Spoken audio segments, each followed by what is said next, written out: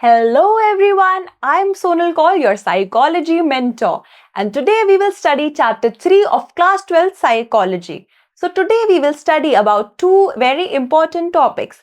We will see the relationship between stress and health, followed by the coping mechanism or the coping wala portion when it comes to stress. So let's get started. तो सबसे पहले हम समझेंगे कि stress and health का relationship क्या है। यहां पे दे रखा है बर्नआउट। ये बर्नआउट क्या है? तो बर्नआउट को ऐसे समझो, इमेजिन करो आपका है एक स्कूल में एग्जाम, ठीक है? आपका है एक ट्यूशन में exam. On top of that you have to appear for an olympiad और सम कॉम्पिटिटिव एग्जाम। आपके पास तीन तीन टेस्ट एक साथ हैं। अब इस चक्कर में क्या होगा, आप बहुत ज्यादा स्ट्रेस्ड होगे ऑब्वियसली, बट उस स्ट्रेस की वजह से आपकी बॉडी बहुत ही ज्यादा वीक हो गई होगी। आप खाना नहीं खा पा रहे होगे टाइम पे, आपका स्लीपिंग स्केड्यूल भी खराब हो गया होगा, राइट? अब जब आप ऐसे ही रहे बहुत टाइम तक, तो आप हो जाओगे completely exhausted when your body becomes so tired, numb with pain where you can not really process, और आपके हाथ पैर ही नहीं उठ रहे, चल रहे हैं कुछ करने को। इसे ही बर्नआउट कहते हैं। अब हमारे पास है एक और चीज। वो चीज है कि stress leads to mental health issues. Mental health issues like anxiety, depression, overthinking और negative thinking, ये सब होता है स्ट्रेस से। ये तो हो गए हमारे साइकोलॉजिकल चीजें। बट हमारी बॉडी जब स्ट्रेस्ड होती है तो हम बीमार पड़ते हैं, हमारा बीपी तेज होता है, राइट? हमें हार्ट डिजीज होता है, डायबिटीज होता है और साइकोसोमैटिक डिसऑर्डर्स भी होते हैं। अब अकॉर्डिंग टू स्टडी साइकोसोमैटिक यानी ऑटो इम्यून डिजीजेस, इसका मैं एग्जांपल लिख देती हूँ, जो फीमेल्स में होता है पीसीओडी, ये होता है। Why? Because you have been enduring and under prolonged stress which leads you to having these disease. But इसका रीजन क्या है कि स्ट्रेस के कारण आपकी तबीयत खराब हो रही है, आपको बीमारियां या डिजीजेस हो रहे हैं? तो इसका रीजन है साइकोन्यूरोइम्यूनोलॉजी। अब ये साइकोन्यूरोइम्यूनोलॉजी क्या है, इसे समझेंगे हम। तो एक स्टडी कंडक्ट हुई, ध्यान देना। उस स्टडी के अकॉर्डिंग पता चला हमारे माइंड, ब्रेन और इम्यून सिस्टम में एक रिलेशनशिप है। वो रिलेशनशिप क्या है वो समझते हैं।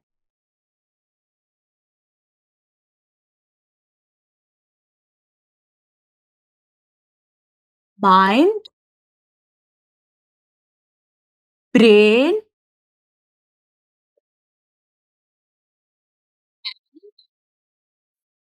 इम्यून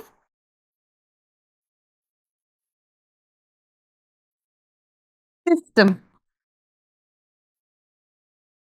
इन तीनों में एक रिलेशनशिप है जिसे साइको न्यूरो इम्यूनोलॉजी कहा। Psycho neuro immunology becomes very simple to connect the dots this way. अब ये साइको न्यूरो इम्यूनोलॉजी ने एक और रिसर्च की और एक फाइंडिंग पाई।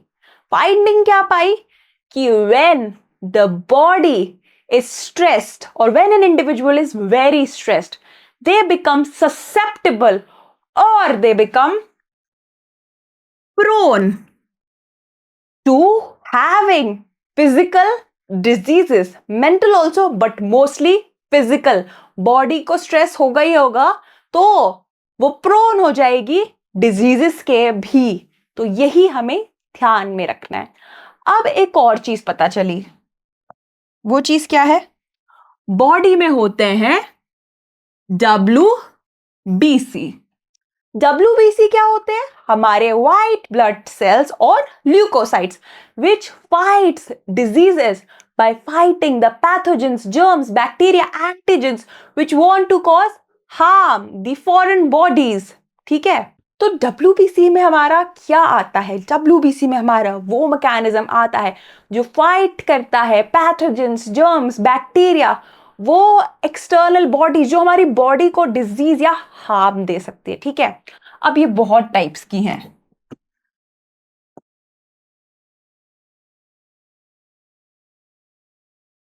ये हैं T, P and natural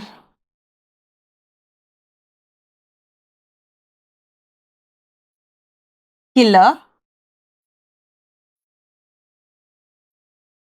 sales. But सबसे इंपॉर्टेंट होता है नेचुरल किलर सेल। अब ऐसा क्यों? इस स्टडी से यह भी पाया गया जो हमारी नेचुरल किलर सेल है, अगर वो हमारी बॉडी में काम नहीं कर पा रही बिकॉज बहुत ज्यादा स्ट्रेस है, तो होता क्या है, we become prone to diseases like cancer. Cytotoxicity अगर खराब हो जाती है, ठीक है, इस चीज का हमें ध्यान रखना है। तो यही है हमारा relationship between stress and our health.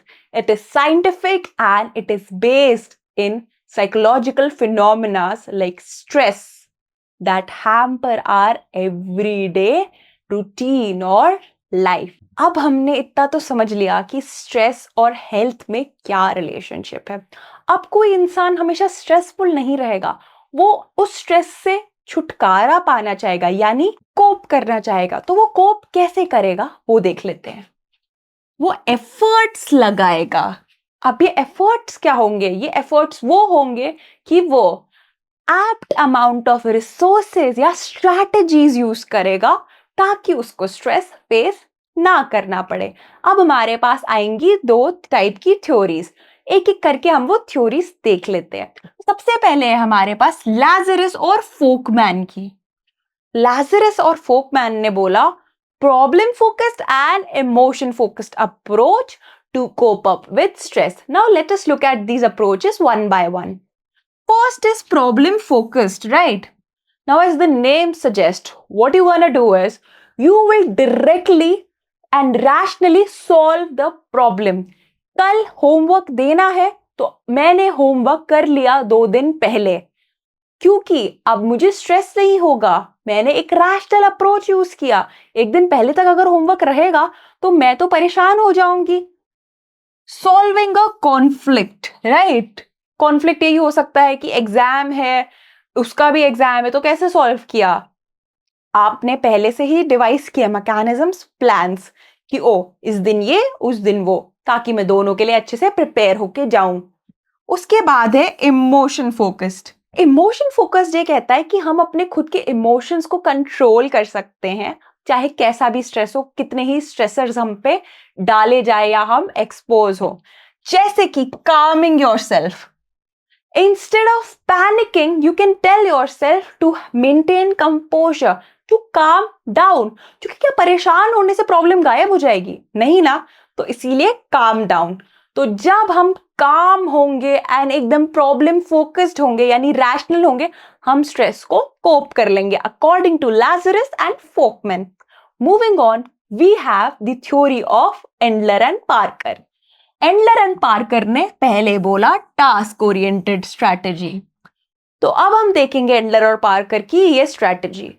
इस स्ट्रैटेजी में ज्यादा कुछ नहीं है, बहुत सिंपल है, एज द नेम सजेस्ट्स। आपको ये थ्योरीज के नाम देख के, ऑथर्स के नाम देख के डर लगता होगा कि पता नहीं कुछ मुश्किल है। मुश्किल बिल्कुल भी नहीं है, बस आपको ध्यान देना है तो आपके लिए सब बहुत ईजी हो जाएगा।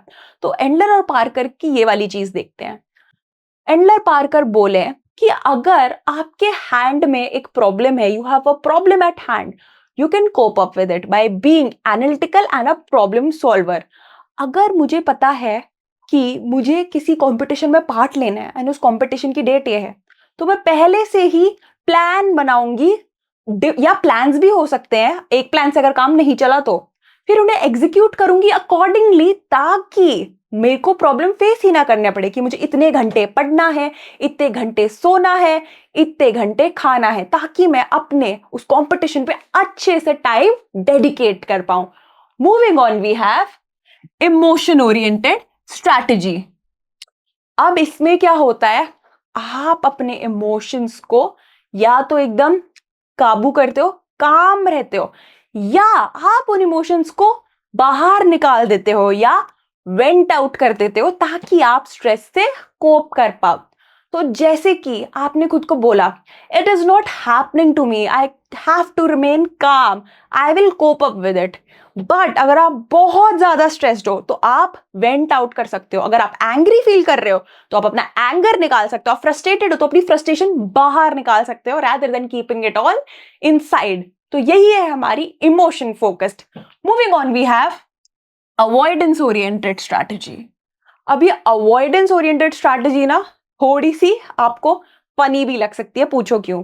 मैं एक एग्जांपल देती हूँ। हम एक ऐसे बच्चे को जानते हैं जिसका ना होमवर्क कभी टाइम पे होगा, ना कोई असाइनमेंट, ना कोई प्रैक्टिकल, कुछ भी कभी टाइम पे नहीं देते या सबमिट करते हैं। हम जानते हैं ऐसे बच्चों को। तो वो बच्चे क्या यूज करते हैं? Avoidance oriented strategy. कल एग्जाम है या उनका परसों एग्जाम होगा, प्रिपरेशन जीरो है, वो इंस्टेड ऑफ स्टडीइंग कि उनको स्ट्रेस हो रहा है कि एग्जाम है, वो उस स्ट्रेस को अवॉइड करेंगे ऑल टुगेदर। क्या करेंगे? म्यूजिक सुन लेंगे, टीवी देख लेंगे। ठीक है, ये बहुत ही गलत स्ट्रैटेजी है। आप स्ट्रेस तो अवॉइड कर रहे हो मगर आप अपने डेली के टास्क को हैम्पर कर रहे हो। तो हमें ध्यान रखना है। Let us see what we have here. We replace stress by self protective thoughts कि अरे अवॉइड इट, कोई फर्क नहीं पड़ता, अवॉइड इट, टीवी देख लेती हूँ, टीवी देख लेता हूँ। तो बस इतनी सी ही बात हो रही है यहाँ पे नटशेल में। हमने ये सारे अप्रोचेस पढ़े। अब हमें एग्जाम के पॉइंट ऑफ व्यू से ध्यान रखना है कि ये पूछे जाते हैं एग्जाम में कि ये क्या अप्रोच था इंडलर और पार्कर का टू कोप स्ट्रेस। तो इसका ध्यान रखना। आज हमने सीखा तो बहुत कुछ। हमने देखा स्ट्रेस और हेल्थ में क्या रिलेशन है, फिर हमने देखा कि स्ट्रेस से कोप करने के क्या अप्रोचेस हैं। हमने फोकमैन लाजरस का देखा, फिर हमने एंडलर और पार्कर भी देखा। अब एक quick quiz to check your understanding. Now we have questions here. Problem focused and emotion focused coping was given by Lazarus and there is one person missing जिसने मेरी हर बात को ध्यान से सुना है, एकदम डेडिकेशन से इस क्लास को सुन रहा है। उसे पता है कि ना आंसर है बीएनसी, ना एंडलर, ना फ्रॉइड, सी फोकमैन है हमारा आंसर। ऐसे क्वेश्चंस एग्जाम में आते हैं तो इनका हमें ध्यान रखना है। Then we have venting feelings of anger and frustration is an example of avoidance strategy. Is it true or is it false? हमने जस्ट अभी ये थ्योरी पढ़ी थी तो इसलिए हमें आंसर पता है और वो आंसर है false। false क्यों? क्योंकि अवॉइडेंस में हम प्रॉब्लम को ऑल टुगेदर अवॉइड करते हैं so that we don't feel stressed out. हम वेंट आउट तब करते हैं जब हम इमोशनल ओरिएंटेड स्ट्रैटेजी को यूज करते हैं। हम अपने इमोशंस को यूज जहां करते हैं वो इमोशन ओरिएंटेड है। अवॉइडेंस में भी always all together ignore our emotions and feelings. हम कुछ ना कुछ दूसरे टास्क में अपना दिमाग लगाते हैं। तो इस चीज का हमें ध्यान रखना है। So that was all for today's class. I will see you in the next lecture.